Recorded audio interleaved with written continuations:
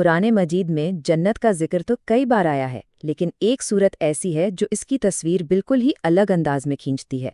آج ہم سورت رحمان کی روشنی میں دیے گئے ایک خطبے کو سمجھنے کی کوشش کریں گے، جو جنت کی دو ایسی قسموں کا ذکر کرتا ہے جن کے بارے میں جان کر واقعی حیرت ہوتی ہے۔ تو سوال یہ ہے کہ کیا ساری جنتیں ایک جیسی ہیں یا ان میں کوئی فرق ہے، کوئی درجات ہیں؟ یہ خطبہ اسی سوال کا جواب دیتا ہے اور خاص طور پر سورۃ الرحمن کی آیتوں سے ہمیں دکھاتا ہے کہ کیسے اعمال کے حساب سے جنت کی نعمتوں میں بھی فرق آ جاتا ہے۔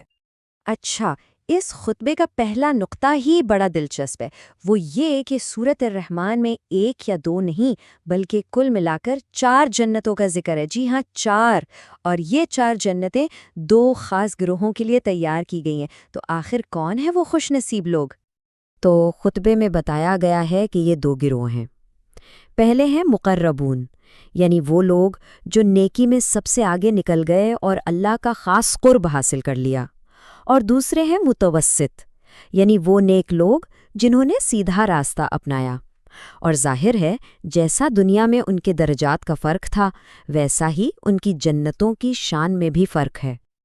اب یہاں سے خطبہ ہمیں ایک بڑے دلچسپ سفر پر لے جاتا ہے، جہاں ان دونوں جنتوں کی نعمتوں کا آپس میں موازنہ کیا گیا ہے، اور یہ موازنہ ہمیں بتاتا ہے کہ اللہ کے ہاں چھوٹے سے چھوٹے فرق کی بھی کتنی قدر ہے، اور یہ فرق ہر نعمت میں نظر آتا ہے۔ شروعات ہوتی ہے باغوں سے۔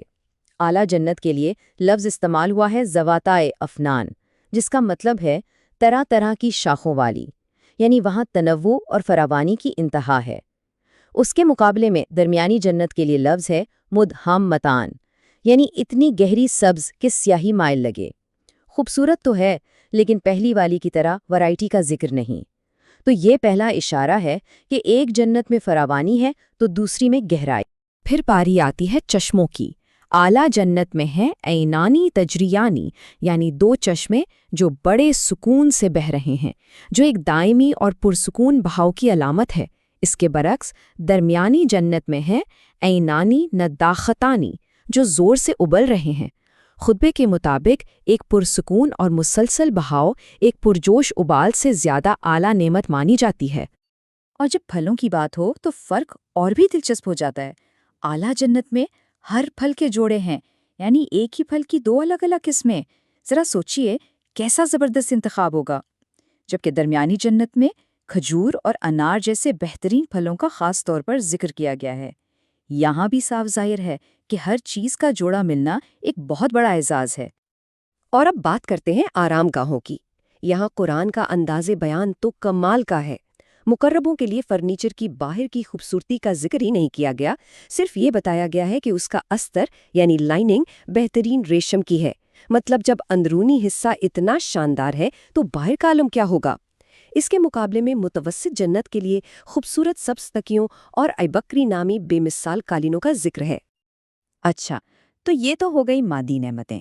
ان کے بعد خطبہ ایک اور اہم پہلو کی طرف توجہ دلاتا ہے، جنت کے ساتھی یعنی حور، اور ان کی صفات میں بھی ہمیں وہی درجہ بندی نظر آتی ہے۔ یہاں بھی فرق بالکل صاف ہے۔ مقربون کی ساتھیوں کو یاقوت اور مرجان سے تشبیہ دی گئی ہے، یعنی ان کی خوبصورتی اور شفافیت بے مثال ہے۔ دوسری طرف متوسط درجے والوں کے لیے انہیں خیموں میں محفوظ موتیوں جیسا کہا گیا ہے، خوبصورت لیکن زیادہ محفوظ اور پردے میں۔ اور یہی فرق ان کی صفات میں بھی ہے۔ ایک طرف قاصرات الطرف ہیں، یعنی حیا سے نگاہیں جھکانے والی، اور دوسری طرف خیرات الحسان، یعنی نیک سیرت اور خوبصورت۔ اور ان تمام صفات میں سے خطبہ خاص طور پر ایک پر زور دیتا ہے، قاصرات الطرف۔ یہ صرف ایک تعریف نہیں بلکہ ایک گہرا سبق ہے۔ خطبے کے مطابق اپنی نگاہوں کو پاک رکھنا ایک ایسی جنتی صفت ہے جسے مرد اور عورتیں اسی دنیا میں اپنا کر اپنے روحانی درجات بلند کر سکتے ہیں۔ تو خطبے کا پیغام بالکل واضح ہے۔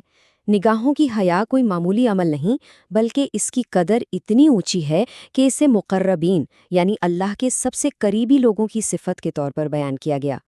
جنت کی یہ تمام تفصیلات صرف خیالی باتیں نہیں ہیں،